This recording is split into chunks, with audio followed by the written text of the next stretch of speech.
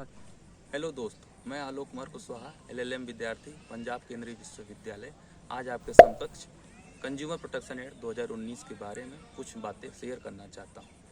सर्वप्रथम, कोई भी कंज्यूमर जिसे अपने गुड्स या सर्विसेज के बारे में कोई कंप्लेन करनी हो, जैसे कि उसके गुड्स में कोई डिफेक्ट हो, डिफिशियंसी हो और या कुछ चार्जेस अगर एक्स्ट्रा उन्होंने MRP से ज़्यादा प्रोडक्ट सेलर को या फिर मैन्युफैक्चरर को दिए हैं, तो इन सबसे ज़रूरी समस्याओं से रिलेटेड वो कंज्यूमर फोरम में जा सकता है। सर्वप्रथम हम जानेंगे कि कंज्यूमर है उपभोक्ता, जो कि सबसे महत्वपूर्ण। उपभोक्ता वो व्यक्ति है जो किसी सामान की खरीदारी करता है, किसी सर्विस को वो अवेल करता है, उसकी सर्विस लेता है, वहाँ पे वो उपभोक्ता कहलाएगा। 2019 के एक्ट के बाद इसमें हमारे पास ऑफलाइन या ऑनलाइन ट्रांजैक्शन, जैसे कि हम अमेजन, फ्लिपकार्ट से कोई भी वस्तु खरीदते हैं, वो सब भी ट्रांजैक्शन अब कंज्यूमर प्रोटेक्शन एक्ट 2019 के दायरे में आ चुकी हैं। कंज्यूमर के पास एक्ट 2019 के तहत कुछ अधिकार है, जिसमें एक राइट टू सेफ्टी है, दूसरा राइट टू इन्फॉर्म है, तीसरा राइट टू चूज है, चौथा राइट टू बी हियर्ड है, पांचवा राइट टू सीक रिड्रेसल है, छठा राइट टू कंज्यूमर अवेयरनेस है। अब हम बात करेंगे वस्तु है क्या। वस्तु किसी भी प्रकार की मूवेबल प्रॉपर्टी हो सकती है, जो कि हम सुबह 24 घंटे जो कोई भी वस्तु हम यूज कर रहे हैं, कोई भी सर्विस यूज कर रहे हैं, जैसे कि सुबह हमने दूध लाया या हमने मोबाइल में रिचार्ज कराया, ये सब चीज़ें हमारी वस्तु या सर्विसेज के अंतर्गत आती हैं। अगर आपको कोई भी समस्या हुई अपने प्रोडक्ट से रिलेटेड, सर्विसेज रिलेटेड, तो कौन कौन इसमें कंप्लेन कर सकता है? सबसे पहले जो स्वयं उपभोक्ता है वो कंप्लेन कर सकता है, कोई भी वॉलेंट्री कंज्यूमर एसोसिएशन वो कर सकते हैं, सेंट्रल गवर्नमेंट कर सकती है, स्टेट गवर्नमेंट भी कर सकती है, more than one consumer having same interest, जैसा कि अगर आप सोसाइटी के लिए, आप एक सोसाइटी में रहते हैं और सोसाइटी के लिए आपने कोई वस्तु खरीदी है, तो उसमें आप पूरे सोसाइटी के तौर पर भी एक उपभोक्ता है। पांचवा, legal representative in the case of death of consumer, यदि कंज्यूमर की डेथ हो जाती है तो उसके आप लीगल जो भी रिप्रेजेंटेटिव हैं वो कंप्लेन कर सकते हैं, और यदि माइनर कोई चाइल्ड है तो उनके रिगार्डिंग उनके लीगल गार्जियन जो है वो कंप्लेन कर सकते हैं। अब हम जानेंगे कि रिड्रेसल मैकेनिज्म है क्या।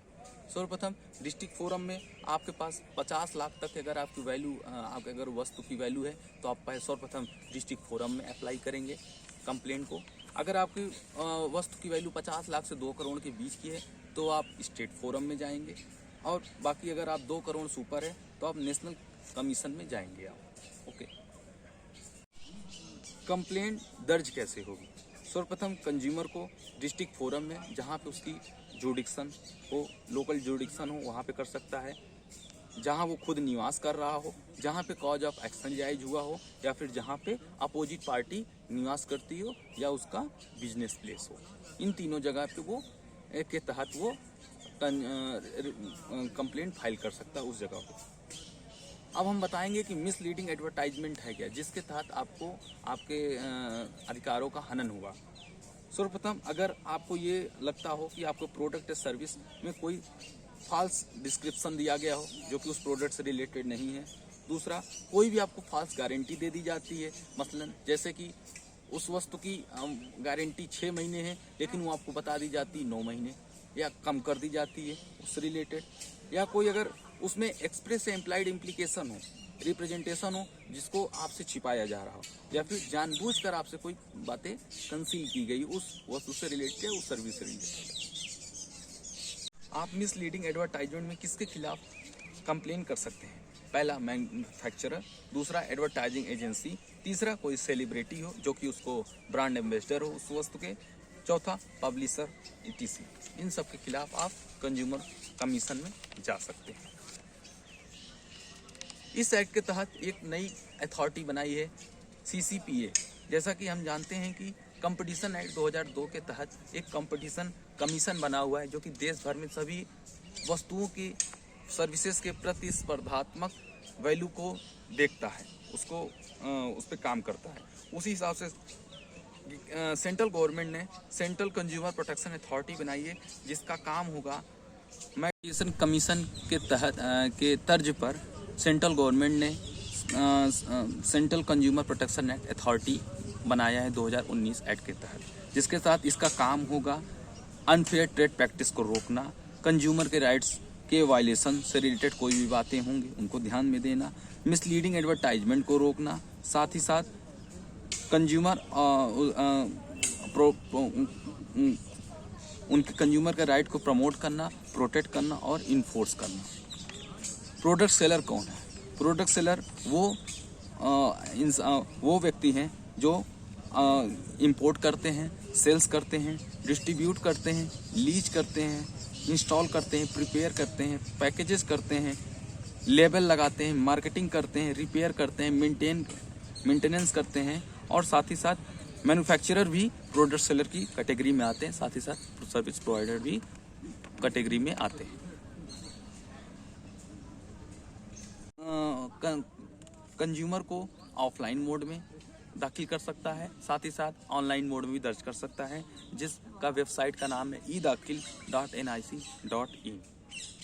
ऑफलाइन कंप्लेंट करते समय कंज्यूमर को 3 कॉपीज तैयार करनी पड़ेगी, एक कमीशन के लिए, दूसरा अपोनेंट के खिलाफ और तीसरा खुद के लिए। क्या कंज्यूमर कंप्लेंट करते समय मीडिएशन कर सकता है? तो इसका उत्तर है हाँ, वो किसी भी समय सेटलमेंट कर सकता है, चाहे वो पहली हियरिंग हो या फिर वो अंतिम हियरिंग चल रही हो। डिस्ट्रिक्ट कमीशन भी कंप्लेनेंट को मीडिएशन के लिए भेज सकता है यदि उसमें पार्टीज का कंसेंट हो, और उसके लिए कोई फीस भी, अगर उस मीडिएशन का कोई अवार्ड आता है तो उसके खिलाफ कहीं भी अपील नहीं की जा सकती है। अगला सवाल, क्या कंज्यूमर को इस कंप्लेंट के लिए एडवोकेट की ज़रूरत पड़ेगी? इसका उत्तर है नहीं, क्योंकि वो केवल कमीशन में अपने द्वारा या अपने किसी रिप्रेजेंटेटिव के द्वारा इस कंप्लेंट को रख सकता है, क्योंकि ये सारी क्वासी जुडिशियल बॉडीज हैं जिसका काम है स्पीडी और सिंपल जस्टिस प्रोवाइड करना। क्या क्या आपको कंप्लेंट में देना है? पहला तो कंप्लेंट का नाम, डिस्क्रिप्शन और एड्रेस। दूसरा, अपोजिट पार्टी का नाम, डिस्क्रिप्शन, एड्रेस। तीसरा, फैक्ट रिलेटेड टू कंप्लेंट और कब ये एराइज हुआ। चौथा, कोई भी अदर डॉक्यूमेंट जो उस कंप्लेंट से रिलेटेड हो। किसी भी कंप्लेंट को फाइल करने के लिए कुछ फीस लगती है, कोर्ट फीस होता है। जैसा कि अगर आपकी वस्तु की कीमत अगर 5 लाख के अंदर है तो उसके लिए कोई भी कोर्ट फीस नहीं है। आपकी वस्तु की कीमत 5 लाख से 10 लाख के बीच में है तो उसके लिए 200 रुपये कोर्ट फीस। 10 लाख से 20 लाख के बीच में है तो 400 रुपये कोर्ट फीस, और 20 लाख से 50 लाख तक है तो 1000 कोर्ट फीस। और अगर आपके वस्तु की कीमत 50 लाख से 1 करोड़ के बीच में है, जो कि आप स्टेट कमीशन में कंप्लेंट दायर करते हैं, तो उसके लिए 2000 कोर्ट फीस। और 1 करोड़ से 2 करोड़ के बीच की अगर आपकी गुड्स या सर्विस की वैल्यू है तो उसके लिए 2500। अगर आप नेशनल कमीशन में कंप्लेंट करते हैं तो उसके लिए 2 करोड़ की अगर ऊपर की आपकी वस्तु या सर्विस की वैल्यू है तो उसके लिए 3000 कोर्ट फीस लगती है।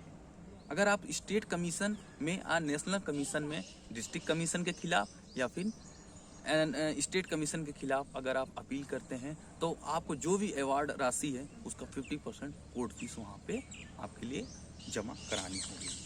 तो अगर हमारे इस वीडियो से रिलेटेड कोई भी अगर आपको जानकारी अधूरी हो या कोई और जानकारी चाहिए तो आप हमारी ईमेल आईडी professionallawalok96@gmail.com पर संपर्क कर सकते हैं।